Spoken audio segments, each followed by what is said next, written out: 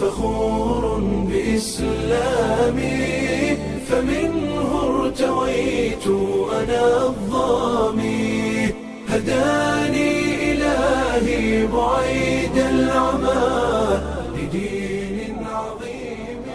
जो आदमी जहन्नम से बचा लिया गया और वह उदखिलल जन्नह और उसकी एंट्री जन्नत में हो गई फकत फाज। بما بشر به النبي عليه الصلاة والسلام قال من صام رمضان إيمانا واحتسابا غفر له ما تقدم من ذنبه فأرجو الله أن يكون هذا الشهر وصيامكم هذا إنه غفران لذنوبه। तो अल्लाह ताला उसके गुनाहों को माफ़ कर देता है। तो अब अल्लाह से यही उम्मीद करते हैं कि अल्लाह ताला हमारे गुनाहों को माफ़ कर देगा।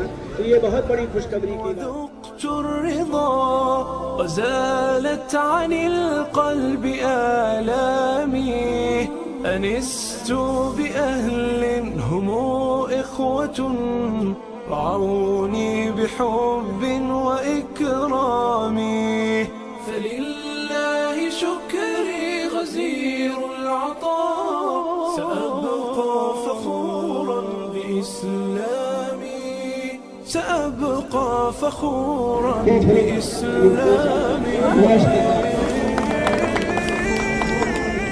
ما شاء الله ما شاء الله مبروك مبروك مبروك مبروك مبروك